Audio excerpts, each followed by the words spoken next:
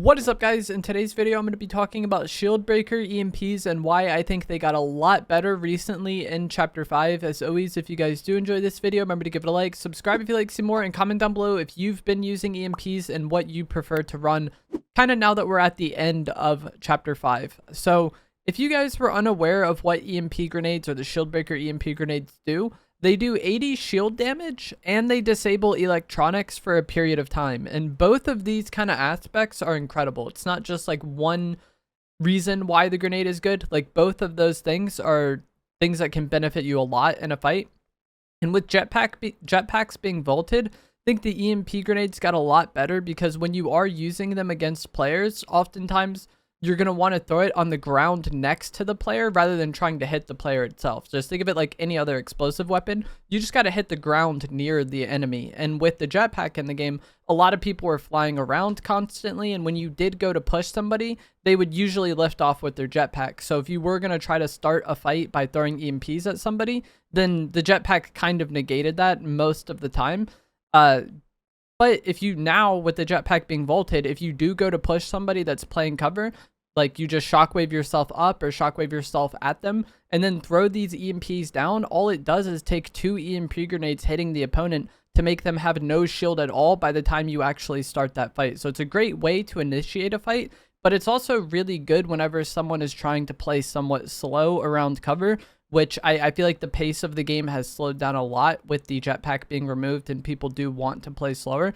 And so having these just to kind of, if you know someone's behind a rock or behind a tree, you can just chuck these EMPs at them and now they're probably going to take a lot of shield damage and probably going to run out from behind their cover. If they're in any sort of hiding spot like bushes or the corn that's in Freaky Fields and you know where they are, EMP grenades are great for those situations as well. Again, you just get free shield damage and flush them out from behind whatever they're in. And then also, whenever someone is at the bottom of a weapon bunker, EMP grenades also make that fight incredibly easy because they're usually playing that corner. You could just chuck the EMPs down into there. You hit them for shield damage. They're probably going to back up, and that's going to give you more room to push in there and then, play that fight out. And if you're starting that fight with an already kind of large HP advantage, it should be a somewhat easy fight for you to play out, right? And so not only is the shield damage aspect of it great, and there's a lot of times in which this is going to pop up now, especially with people playing a bit slower and playing cover a bit more with the jetpack being gone. But the fact that they disable electronics also, I think, is huge and got a lot better with the jetpack being removed, because I feel like with the jetpack being removed, more and more players are using cars and EMPs disable the cars. So if you have someone driving at you in a car, you hit their car with an EMP, you disable it, they take shield damage. You hit them twice, they have no shield, and they're probably forced to get out of the car and fight you, and that should be another fight that's easy for you to win.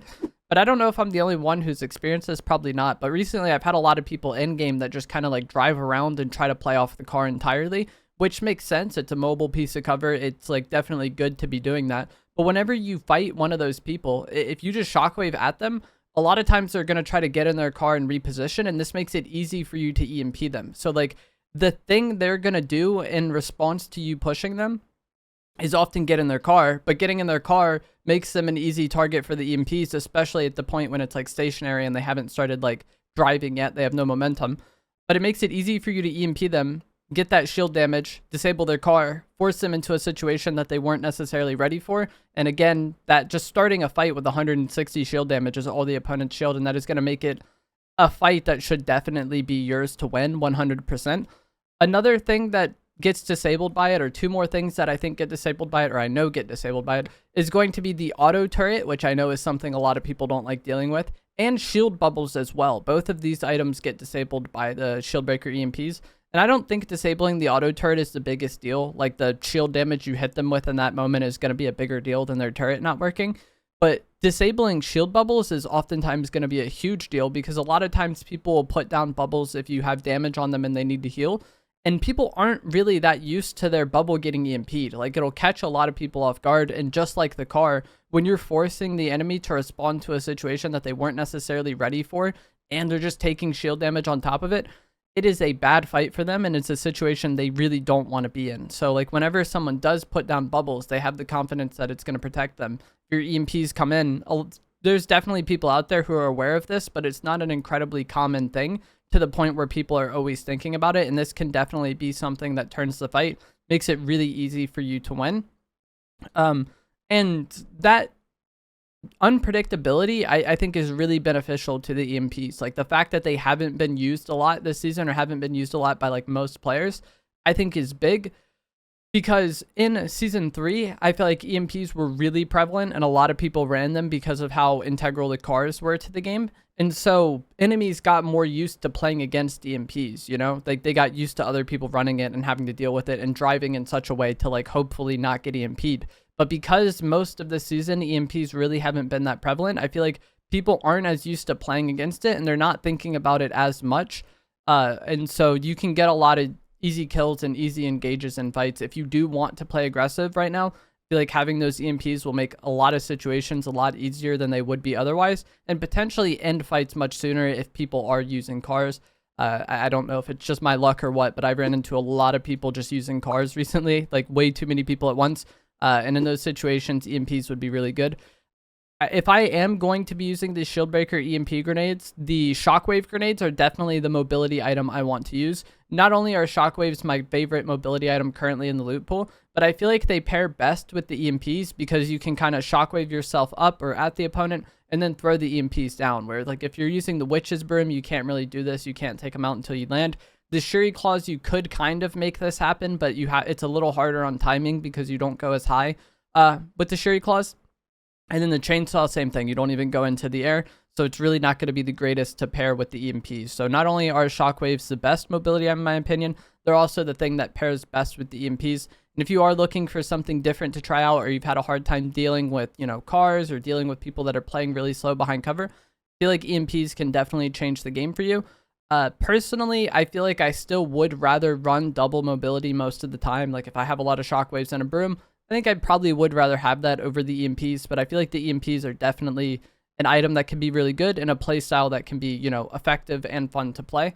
And then the same thing is true with shield bubbles. I feel like if you wanted to run shield bubbles instead of EMPs, it's an item that goes overlooked often, but they can also be really helpful in certain fights and catch a lot of people off guard if, you know, people aren't necessarily used to playing against it as much as some of the other things. So I feel like there's so many play styles that are kind of prevalent right now. You could go 2 guns, double mobility and heals, or you could go like 2 guns, mobility, heals, shockwaves, 2 guns, mobility, heals, you know, or sorry, not shockwaves, shield bubbles or EMPs, just kind of interchangeably. So I feel like there's the double mobility playstyle, there's the EMP playstyle, and then also shield bubbles. And like all of these are, I think, very viable, and it just really comes down to preference and how you want to play. And I feel like that is why vaulting the jetpack made the game a lot more balanced in that way. But let me know what you guys think of this down in the comments below. Like I already said, if you've been struggling to deal with cars since the jetpack was vaulted, run the EMPs. A lot of people aren't used to dealing with it yet. You're going to get a lot of easy kills. If you guys enjoyed this, remember to give it a like, subscribe if you'd like to see more, comment down below what you prefer to use, and I will see you guys in the next one. Thanks for watching. It is Centralia? Okay, yeah. I never went there, but we were like talking about it.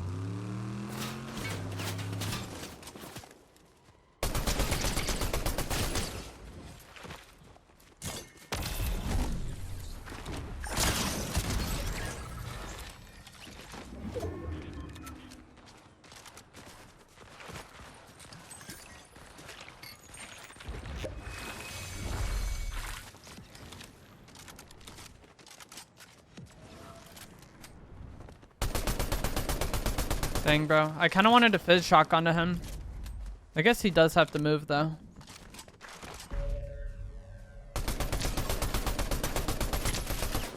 But I wanted to, like, look for a beam while the fizz was still active and then just fizz shotgun to him. That's an AI, so I'm not that worried about them, but we can maybe make this guy over peak by shooting the AI. But they might also know that final player's an AI. This is scary, though. If he hits me, it hits hard.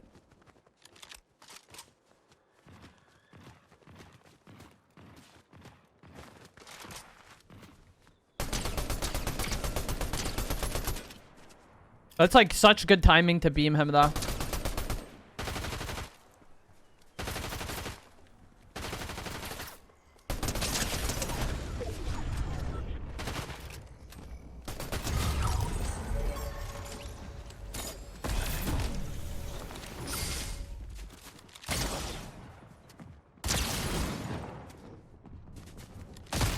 Like, getting the damage on him right when Storm is on him, so he's, like, forced to move as well after I just fried him is, like, so good. Whereas, like, if I beamed him before when Storm wasn't on him, he can just still chill there and heal.